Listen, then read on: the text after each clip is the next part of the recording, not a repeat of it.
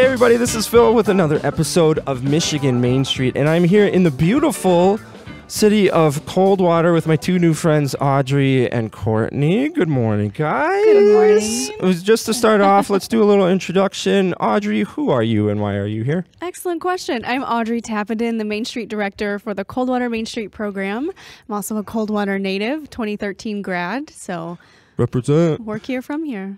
Courtney, who are you? Courtney Dirschell. I am the Coldwater Main Street board members, one of them, and also owner of Second Story Marketing here in Coldwater, and located in one of our downtown historic buildings. Very cool. And before we get to the substance of this conversation, we can't not bring up the building that we're in because it is amazing. I got out of my car here about 6:30. Sun was shining on the building. Audrey, where are we?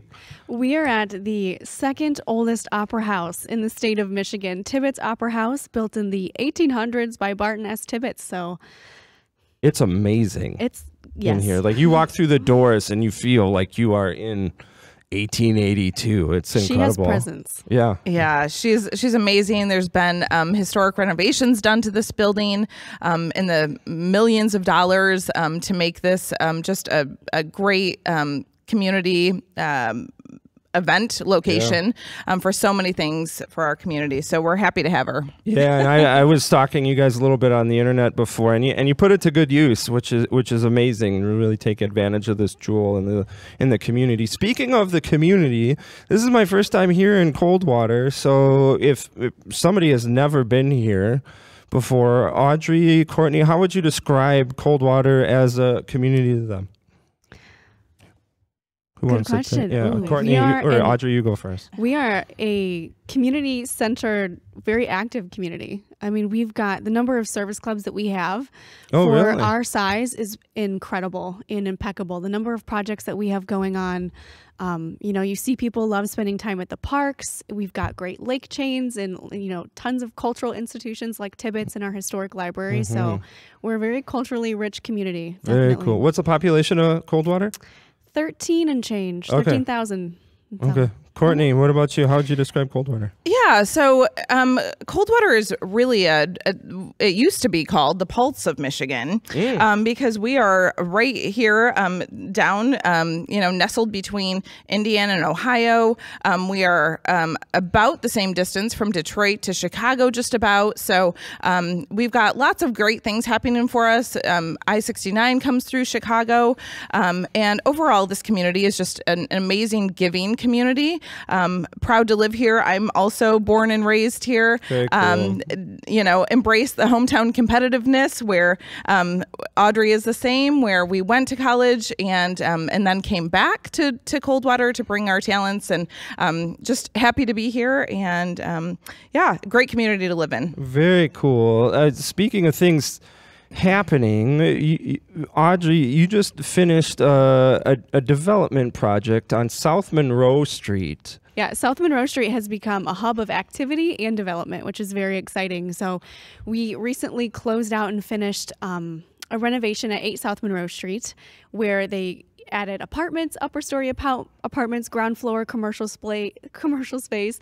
We had a public vote on the color scheme for that building. Oh, really? Yes, we did. So it was very engaging. And then we also received funding from MEDC's CRP program. So renovating historic buildings, making them beautiful, and also creating spaces for people to live downtown. I think that says something about Coldwater as a community, in that the idea of having the community vote for the color scheme of a building, I just felt the rest of the Main Street world just shudder in terror.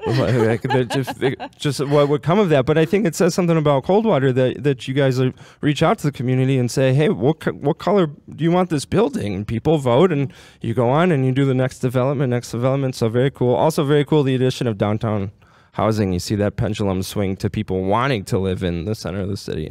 Very cool. Very cool. Monroe Street has also become an event location, an outdoor event location for us, which has been amazing. The city has done lots of improvements to that street for infrastructure, lighting, things like that, to make it a great a location to host different events. So we've got Hops in Monroe every Thursday, but there's also been lots of service clubs and organizations who have also taken advantage of that that space. So it's great to see.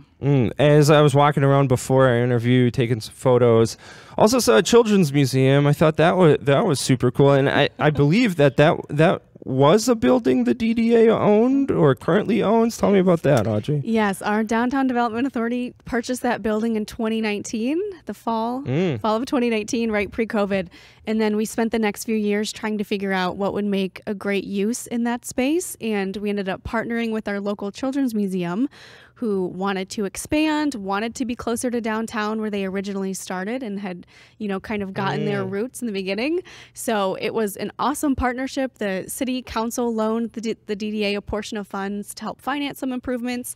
We did a massive public fundraiser that many entities chipped in towards and received a $50,000 match through Patronicity, and they just reopened, I believe, at the end of April. So after many improvements and much work, they've got 50% more space, and we're really happy to see thousands of families visit downtown. I think another really special thing about Coldwater to point out there is this idea of the DDA owning buildings. A lot of communities across Michigan all struggling with vacant buildings. How do we tackle this issue? In essence, they set the ceiling for development. And how do we get people in there? How do we save these really historical, really special buildings? And it's, I don't want to say uncommon, but it is uncommon to have a DDA say, we will purchase that, we will save that building, we will go out and try to solicit developers, we'll try to attract them here, and we'll try to save it, and that's very special. Yeah, it is special. I was just going to say, we've had a little bit of history of purchasing buildings. And it's worked out really well for us because a lot of people will say, why would DDA buy a building? But we buy a building because we know what we want to go in there. And without purchasing it and making that commitment to that building, anybody could buy it, which is great. We love to have businesses, but we also like to have, we've got an idea and a plan of what we want this downtown to look like, and can't do that without purchasing. It is such a brilliant move, and this is just me speaking personally, because you see also a lot of communities that do have vacant buildings, and somebody from out of town, they can be great developers, but also they may not have the same kind of ties, and they might be land speculators. Oh, well, I'll make some money in 30 years when that city might actually come up and I can flip it for a profit. And then that building sits there for decades and decades and decades, and meanwhile people want to see the city grow are just staring at it. So it's a great way to keep that building or those buildings under the control of the community, because like you said, Courtney, you've got the vision, you've got the idea, and you can make it happen, because not only are you now financially invested, you're also emotionally invested in it as well. Right. Audrey. And we did it right after we had finished our transformation strategy with public surveys and public engagement, and asking the community what they wanted to see in the downtown. And they said experiences, things for families to do. And so it was really just a perfect fit of bringing the community's vision to life and using that building as a tool to do it. So we're talking about this one building. Are there more buildings that DDA owns? So technically, no. That's the only one that the DDA owns, but our city, of which we are a part, has several other buildings. And we're using a similar strategy to try to find developers that are willing to bring the community's vision to life, whether that's housing, restaurant use, community centers, or engaging activities, and making sure that we use those buildings as a tool to develop Coldwater in a way that the community wants to see it done. That seems like a cool partnership. The DDA, it sounds like it's on the same page, city's on the same page, and that's awesome. Not always like that. Yeah, we have got an amazing city council right now that is fully supportive of our downtown. We've engaged Audrey, the last 5 years to help with downtown development, and the partnership between the two has just been in sync. It's been great to work with and for, and hopefully it just continues. Very cool. Before we move on, any other projects or campaigns currently, like the jewel of Coldwater, you want to talk about or highlight? Audrey, go first. Ooh, that's a tricky question.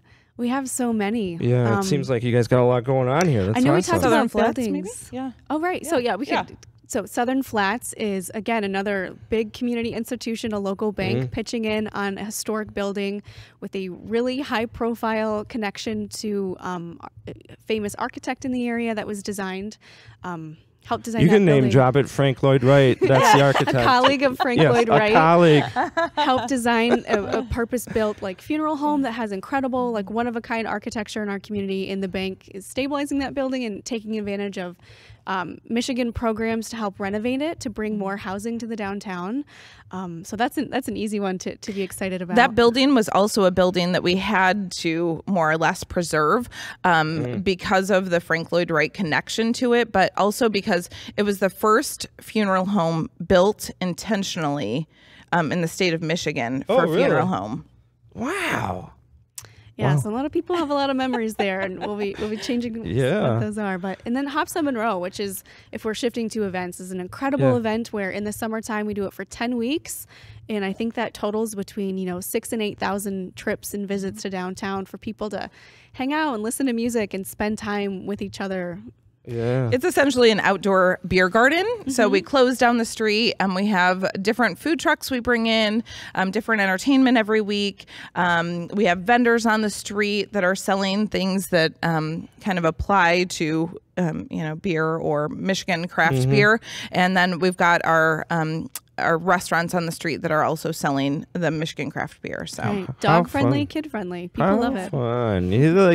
Historic community meets cool new stuff. I love to see it. I will also say that as I was walking around this morning taking some photos, it looks like you guys care about your community. I mean, you're walking down and it's clean, and you don't have a lot of vacancy. You're not a good building, terrible eyesore, blight. It looks like it's very well put together. It looks like people carry from the smallest park to the buildings.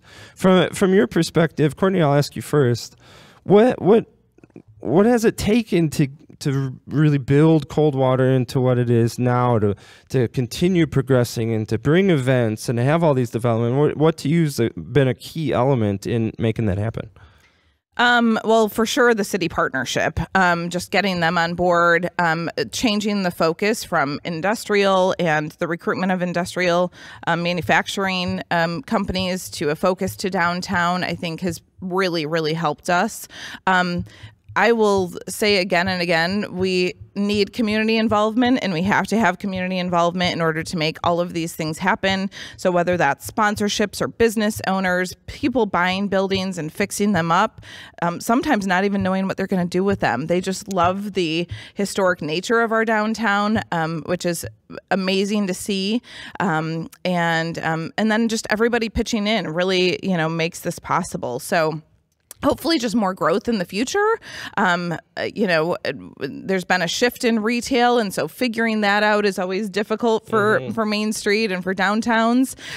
But hopefully we're getting there with some more experience-based shopping and entertainment and things. So there's been community fervor kind of building up and an interest in ownership in the downtown that's really helped us move things forward and to get public and private support for projects and to go after becoming a Main Street community, and kind of how do we channel all this energy and interest that's been building up about, creating a vibrant, fun downtown and a place that we want to continue to live ourselves and to raise families. And how do we go about that and bring the community along with us? Both Coldwater natives. Audrey, why are you not only still here, but actively working to make your hometown better? Why are you still here? What do you love about Coldwater? Ooh, good question. Well, obviously I did go to school for a period of time, and I had visited and lived in a couple other places, and through, I did AmeriCorps and some other things, and through that I kind of just developed a strong interest and a desire to want to be a part of building something. Like technically, you can choose wherever you want to live and wherever you want to go, but there's something special about being involved and putting in the work and kind of helping curate the place where you live and spend time. So love it. Courtney, what about you? Why are you still here? I think I love the idea of making connections, and being from here, it just lends itself to, you already know a lot of people. In school, I was really involved with a lot of different things. And so it kind of seemed natural when I was living in Chicago, and my husband, my boyfriend at the time, proposed to me to come back to Coldwater. And again, I love the idea of making connections, whether that's with businesses or individuals or, things that are going to make this downtown survive many more decades into the future. I'm excited about. I'm excited for you guys. So you have Michigan Economic Development Corporation. Michigan Main Street is a program of the MEDC, but that's also part of a national effort, a national Main Street at the national level. It's a really cool program. Not every community has a Main Street program, and I think that's important to point out. Courtney, maybe this question is to you, but Audrey, definitely jump in here. Take me back to before Coldwater was part of the Main Street program. What was happening in Coldwater that really pushed you guys towards Main Street and say, this is a program that we need to participate in? Sure. So that was before I was on the board. As soon as talk started about Main Street, I had heard about it. Being a downtown business owner for years in the past, and decided that when we were going to take the plunge and really dig into Main Street, I wanted to be on board. Literally on the board. And so, anyways, it's worked out beautifully for us. A lot of hard work that has gone into it. But I think we just, it was something that needed to be done. We really needed the structure of Main Street to kind of guide us into that next level, to get us where we are. I hear a lot of communities talk about the structure. Audrey, is that the biggest benefit you've seen as far as becoming part of Main Street? Is something else? Talk to me about that. It's many things. I do think that's one of them, right? Like your board members change over time. You want to find ways, again, to take people who live in your community who are interested in downtown, and how do you give them a role to play in that? So structure, definitely, it kind of gives us the tools to figure out how to do that. It is, it's a science and an art of bringing a lot of people together for a collective vision, and to create a place where everyone can call home and feels home. So structure, yes, but also, of course, like it makes us eligible for technical assistance for our businesses, grants for businesses, and a lot of support to them that is only available to them if we're willing to kind of implement this framework that has been proven to be incredibly successful in a lot of other places. It's so intriguing to me that after doing 24 of these communities, that this is really the recurring theme. We were a downtown community that cared. We had a lot of passionate people. We didn't really know how to put them to work, or we had lots of great ideas and then they would die on the vine. And then 5 years later, somebody would come up with the same idea. Well, we thought about that 5 years ago. Let's do it this time. And then it would die again. And so really creating that structure allows leverage to take advantage of those people who want to do something. And now it says, hey, marketing person, you can help us with marketing. And the marketing person says, yes, this is what I've wanted to do for my community. And so it gives them a focus, whereas maybe you go back a few decades, you could say, hey, just show up and volunteer for 3 hours, and somebody would show up and they're like, just tell me what to do. People are busy and they want some kind of purpose. I need to know why I'm participating. What is it in my wheelhouse? Do I feel like seen for what I can do and what I can contribute? And then also, man, that technical assistance. I mean, so many communities care, but I don't know how to show it. Like, how do I go about this? And sometimes we fall into the trap of thinking that our communities face very specific challenges that nobody else has. But technical assistance can come in and say, 15 of our communities had exactly the same situation. This is what we did, and now they have a wait list for buildings in the downtown. And so it's this idea of saying, instead of figuring it out by failing or by decades and decades and decades, somebody can come in and over the course of 5 to 10 years, you could see those immense changes. So very, very, very cool. Anything else you want to talk about as far as the benefits of the Main Street program? I'm just so glad that we're a part of it. Yeah. I'll point out the fact that you're here. I mean, there's a Main Street director, a person full-time paid, saying, lead us, help us, like bring us into the future. Whereas a lot of times you don't have that kind of figure out. What got you interested in becoming Main Street director?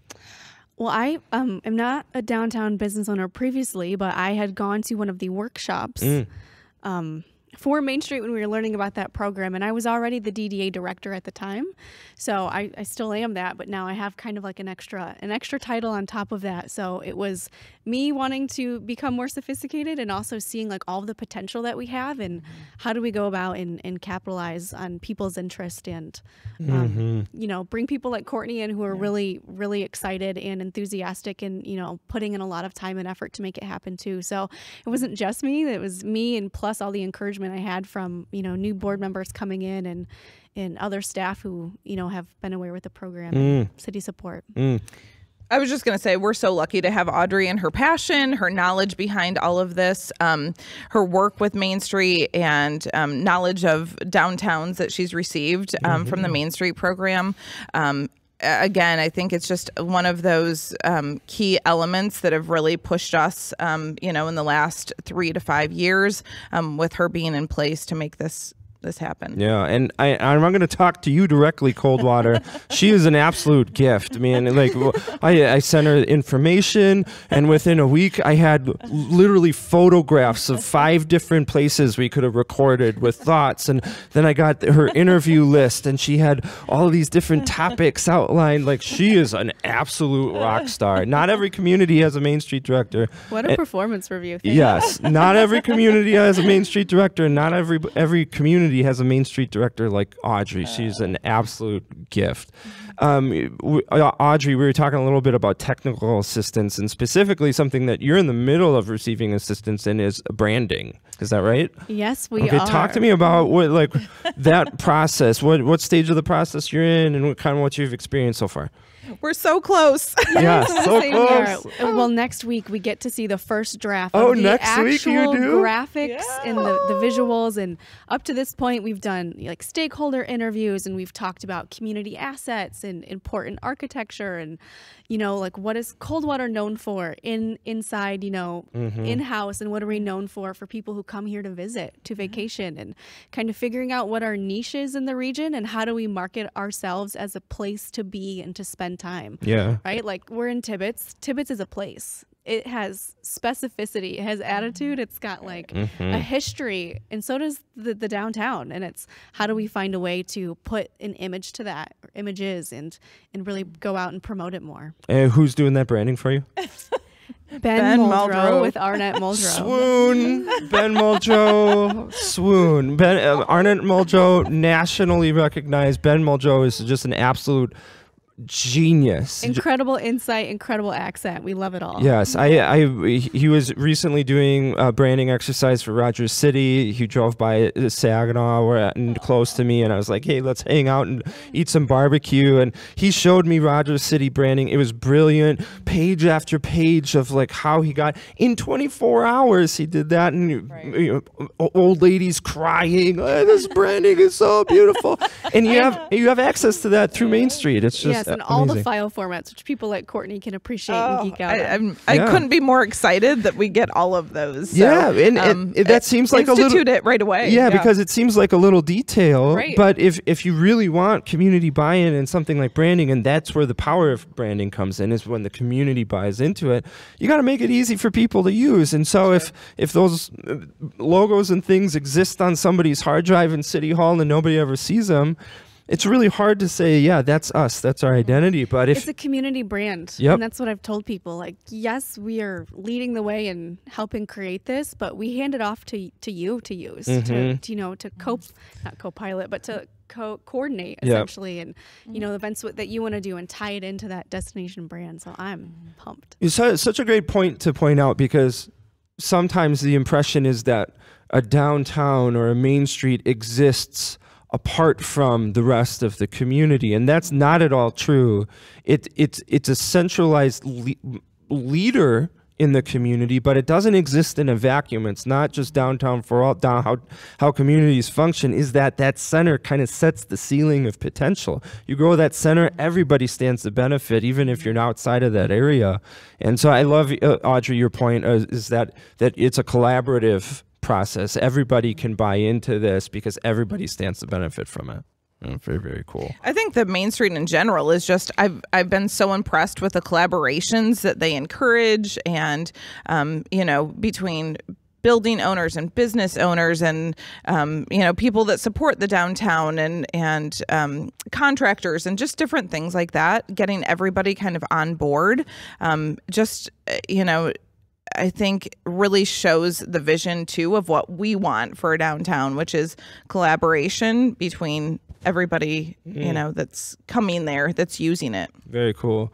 As long as we're talking about the vision, Courtney first, and then Audrey, I'll get back to you.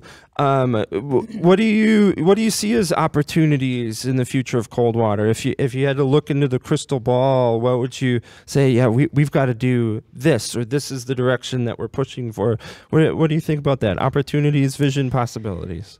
Well, we have a little bit of a challenge as far as we have got a lot of traffic that comes through our downtown. So it's a main highway. Yeah, I was flying the drone and I was like, wow, it is 7 a.m. There are a lot of cars on the road.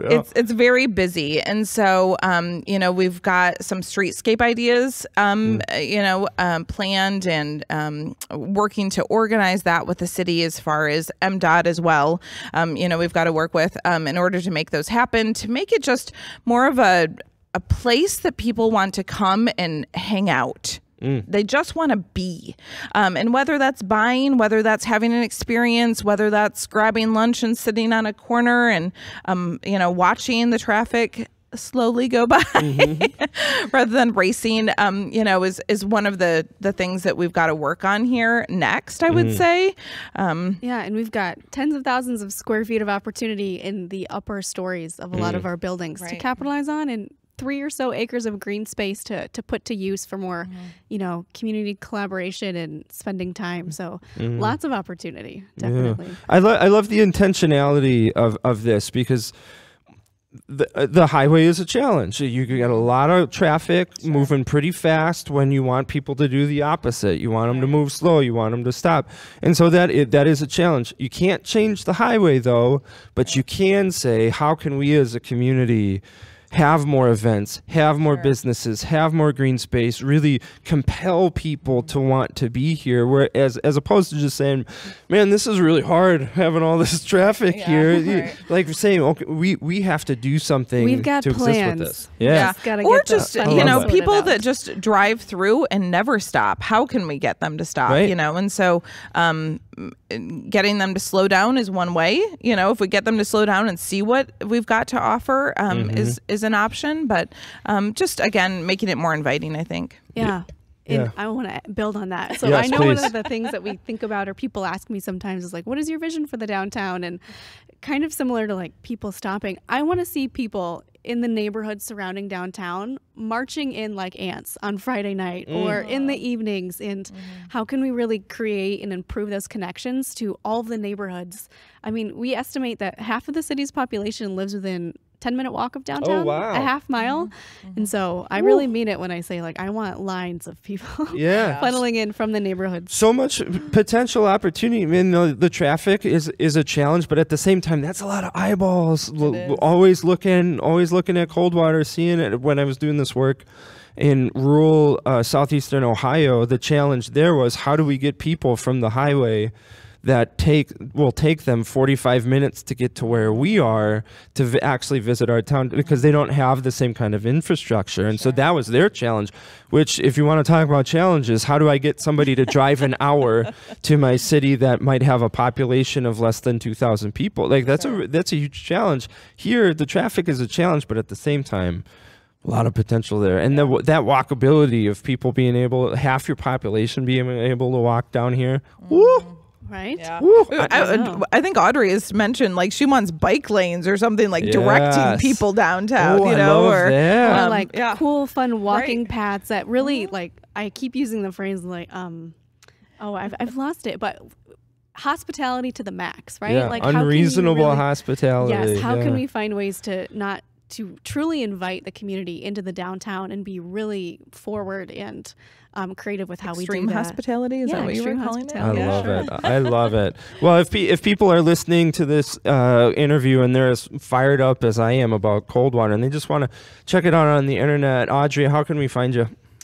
Well, we do currently have a Facebook page, Downtown Coldwater. We also have a page on our municipal website. But what I'm really excited about is when we're finished with the branding campaign, we mentioned we will have a standalone tourism type website that, you know, serves people who want to visit here and also has resources for our business community. And we have purchased, and we've had it for, I think, a couple years now, very forward thinking, the downtowncoldwater.com what is the term? Website domain. Yeah, website domain. So hopefully by the end of the year, that's up and running, and it's a place you can go to. Okay, so check them out on Facebook. Keep your eyes peeled for the ColdwaterDowntown.com website. It's going to be killer. I know it.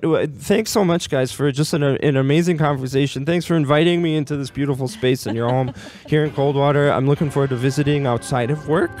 But again, you guys you're doing killer work. Love it here. Thanks so much. Thanks, Phil. Thank you. Crushed it.